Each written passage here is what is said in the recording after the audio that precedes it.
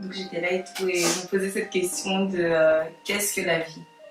Je pense souvent à cette question et j'ai pas vraiment de réponse fixe à la définition de la vie. Est-ce qu'on parle de la vie physique? Est-ce qu'on parle de la vie spirituelle? Est-ce qu'on parle d'une autre vie? De la vie que le dictionnaire nous donne, comme la définition que le dictionnaire nous donne, qui nous dit par exemple que la vie c'est le fait qu'une personne bouge ou que tous les animaux ont la vie par exemple, le fait de pouvoir se reproduire. Il n'y a pas vraiment de réponse à cette question.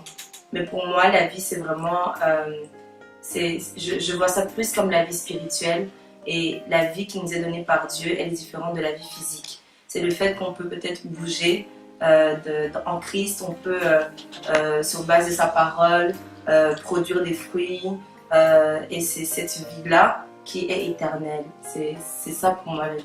Et pour vous, qu'est-ce que la vie? Ouais, moi je te rejoins aussi plus sur la partie spirituelle de l'aspect de la vie, parce que je peux même me baser sur la parole de Dieu qui dit dans Jean 14:6 où Jésus nous dit « Je suis le chemin, la vérité et la vie ». Mais il dit aussi « Je suis le pain de vie ». Aussi dans Jean, il dit « Je suis le pain de vie ». Il dit que celui ou celle qui mange de ce pain n'aura plus jamais faim. Il y aura donc une vie éternelle. Donc pour moi, tout ce qui est physique, comme tu étais en train de dire, ce n'est pas réellement ça la vie. Parce que quoi qu'il arrive, les choses physiques mourront. Mais cette vie en Christ, cette vie que Christ me promet en me disant qu'il est le pain de vie et que si je mange de ce pain, je ne mourrai pas, c'est en fait cette vie qui est la vie. C'est cette vie qui ne mourra pas, quoi qu'il arrive. C'est cette vie qui ne mourra pas. Donc tu veux dire que la vie réelle, c'est celle qui n'a pas de fin. Donc, parce qu'on nous donne la définition de la vie en soi, c'est une personne qui naît et qui va mourir. C'est quelque chose qui peut se détruire. Mais toi, tu me parles d'une vie où on ne meurt pas. Donc en fait, tu me parles d'une vie éternelle. Exactement. Et donc la vie, c'est ce qui est éternel. Exactement. Et ce qui est éternel, c'est Christ qui nous le donne. Et donc la vie, c'est Christ. Je pense que je suis d'accord. Je voulais rebondir sur un point, on en parlait tout à l'heure. Je pense que c'est aussi dans Jean où quand Dieu il allait voir la femme samaritaine et il a demandé de l'eau et il lui a dit de lui donner à boire et c'est là qu'en fait je pense qu'au début elle ne voulait pas, tu m'en parlais, elle ne voulait pas lui donner. Ah oui, elle lui a demandé de lui donner à boire. Voilà, c'est lui qui lui a demandé. Oui, lui il a demandé de lui donner à boire. Et il lui disait, si seulement tu savais qui j'étais, tu ne me demanderais même pas d'eau parce que moi je suis celui qui... La source que l'eau que moi je donne, c'est une eau qui voilà, tu n'auras plus jamais soif. C'est comme si c'était le tout. Je donne le tout. Je donne une vie. C'est comme tu en parlais avec la comparaison du pain. Je donne un pain qui tu n'auras plus jamais faim. Je donne une eau avec cette eau-là, tu n'auras plus jamais soif. Donc Dieu, il donne une vie mais qui est éternelle. Tu ne manqueras de rien après. Donc c'est à cette vie-là. Et après ça, il ne te faut rien à côté parce que toute cette vie-là te suffit. Donc tout ce qu'il donne, toute cette vie, tous les substituts, tout ce qui va avec te suffit. Mais alors, moi j'ai une question. On parle de vie. Donc là, vous m'expliquez la vie spirituelle, la vie spirituelle. Mais alors, comment vivre sur cette terre une vie normale tout en étant connecté ou en ayant dans la pensée qu'on a une vie spirituelle? Je ne sais pas si vous comprenez.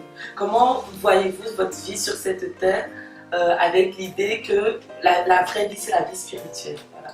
Je sais pas si je peux répondre, mais en fait j'y pensais lorsqu'elle va en parler, Stéphanie. Et quand j'entends vie, j'entends je me dis directement donc, pourquoi je vis. Parce qu'en soi c'est ça la question de base, pourquoi on vit. Donc si tu vis, ok, mais c'est pourquoi. Et quand elle a parlé du fait que nous, donc elle plutôt, quand elle vit, c'est plutôt d'une manière spirituelle. Là, j'ai directement pensé à la parole qui dit, je sais plus exactement où c'est, mais c'est une parole qui dit que je mange ou que je boive, que je fasse tout pour ta gloire. Et c'est là que je me dis aussi que je vive, que je respire, que je bouge, comme tu disais, par rapport à la définition du dictionnaire.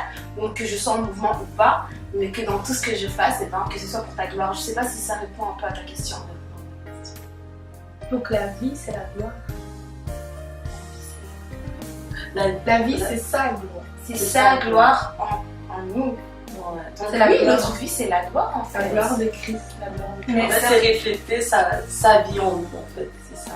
Mais certains te poseront la question, mais vivre dans la normalité des choses, vivre c'est avoir soif, c'est avoir faim. Vivre c'est d'être dans un besoin continuel, d'assouvir une soif qu'on a en nous. On vit pour amasser de l'argent, on vit pour travailler, on a toujours ce besoin à combler. Donc moi je comprends pas très bien si vous me parlez d'une vie dans laquelle je n'aurais pas vraiment de besoin. Mais comment vous pouvez comparer ça vraiment à la vie que moi on me définit? Cette vie où je suis dans la nécessité d'avoir faim, je suis dans la nécessité d'avoir soif, d'avoir besoin d'argent. Est-ce que vraiment cette vie existe où je n'aurais vraiment plus besoin de demander ou d'avoir des besoins à combler? Je sais pas si vous m'avez compris. J'ai un peu compris. Donc ce que tu es en train de dire, je vais essayer un peu de paraphraser. Donc ce que je veux dire par là, c'est que oui, certes, la parole dit que nous vivons, tout nous a déjà été de bref. Si tu reçois Jésus, tu n'auras plus soif, tu n'auras plus faim, etc. Car Jésus est le pain de vie. Mais tu dis, alors tu vas vivre sans plus aucune nécessité. C'est ça ta question? Moi, je pense que c'est... si tu vas vivre avec cette nécessité-là, mais comme toi, tu as décidé de vivre la vie spirituelle c'est quoi? C'est comme la parole dit dans Jean, je ne sais plus exactement, rechercher le royaume de Christ premièrement et sa justice et toutes choses vous seront données par la suite.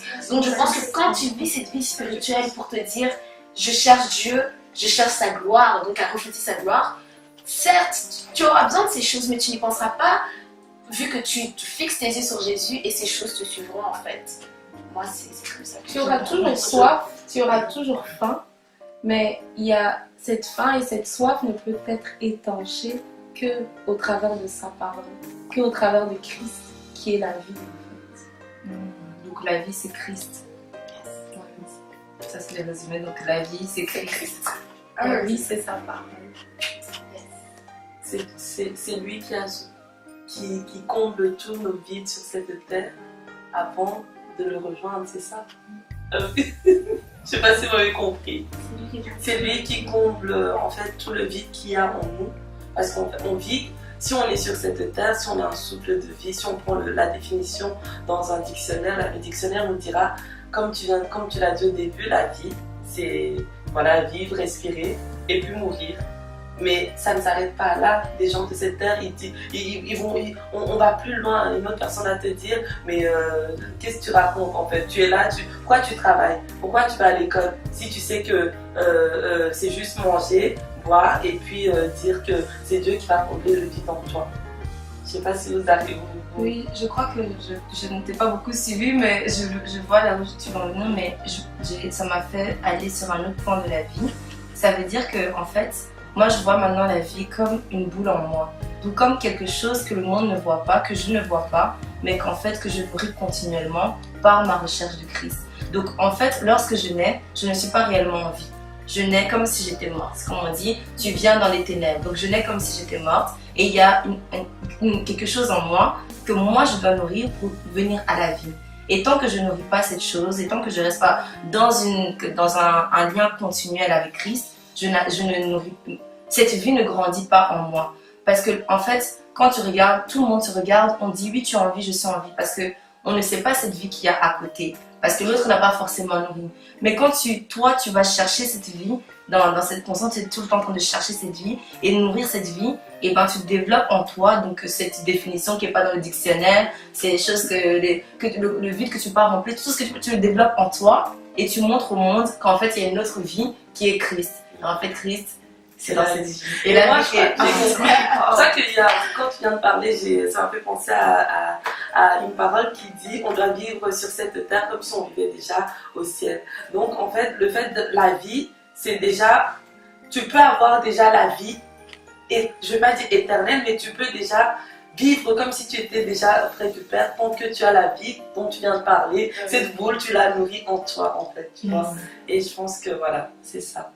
Donc la vie après la mort, ça pourrait même dire que c'est donc en fait la mort donc la vie après la mort, c'est celle que nous on nourrit sur terre. Exactement. Parce qu'on est mort en soi, sans Christ, sans nourrir réellement cette vie. Donc quand même on te dit, donc est-ce que tu crois à la vie après la mort? Est-ce que tu crois réellement que là où tu es en ce moment, alors que tu es mort, tu n'as rien, tu es capable de revenir à cette vie que Christ donne. C'est comme ça que j'ai pensé. Ouais. Tu n'as pas besoin de mourir dans la chair pour dire que je crois à la vie après la mort. C'est ça ce que je veux dire. Du genre, en fait, t'as pas besoin parce qu'on dit qu'on reçoit Christ, on est de nouveau, on est une nouvelle personne, on était mort et maintenant on vient à la vie. Donc on n'a pas besoin de mourir, de plus respirer avant d'avoir cette vie en fait. Oui, parce que comme on a dit, on ne considère pas que la vie physique c'était cette vie où le fait de respirer ou le fait de parler ou quoi que ce soit. Pour nous, ça c'est comme si c'était la mort en soi. Donc oui, t'as pas besoin de parler, t'as pas besoin de respirer. Tant que tu continues à nous... tant que tu sais que ce que tu es maintenant, ce n'est pas ça la vie et qu'en fait, si tu veux venir à la vie, tu dois nourrir. Donc par la parole, par ta relation avec Dieu, par la prière, tu dois nourrir donc cette vie. Ben, c'est là que tu sauras que tu es en train de vivre et tu prends vie sur terre alors que tu es mort. Je voulais rebondir ce que tu avais dit, enfin ce que tu es en train de dire concernant la vie. Donc en fait, si je comprends bien, tu dis qu'on vit, là on est en vie physiquement, on vit, on respire, on en vit, toi à côté de moi tu en vis, tu respires. Mais au-delà de ça, il y a une autre vie, il y a la vraie vie qui est à côté. Et c'est une vie qui est un peu dissimulée, donc c'est en cherchant Dieu, on allant dans sa présence qu'on découvre cette vie-là. Et c'est là que je voulais rebondir sur, il y a aussi une parole dans la Bible, je pense que c'est dans Esther qui dit « La gloire de Dieu, c'est de cacher les choses, et la gloire des rois, c'est de les découvrir. » Donc c'est on est ces rois-là, et on découvre en cherchant, parce que ce sont tous des trésors que Dieu a dissimulés. Et souvent, on passe à côté parce qu'on ne comprend pas qu'il y a une vie à côté de notre vie, le fait d'être en vie, d'être vivante, il y a une vie. Mais cette vie, elle est tellement dissimulée que tu ne peux la découvrir qu'en le cherchant, qu'en allant dans sa présence, qu'en allant en profondeur en fait. Vraiment en profondeur, c'est là que tu découvres qu'en fait, je vis, mais en fait, à côté de ma vie, il y a vraiment une autre vie que je ne connaissais pas. Et je pense que c'est cette vie-là que Dieu veut que chaque homme puisse découvrir, puisse arriver à cette vie. Amen. C'est la vie surnaturelle. Voilà. Bah, merci pour vos apports, vous m'avez beaucoup édifié les filles. Moi aussi. J'espère qu'on pourra parler de quelque chose d'autre encore. Et, en ayant la vie, en ayant nourri cette vie qui est Jésus-Christ. Amen. Amen. Sa parole. Soyez bénis.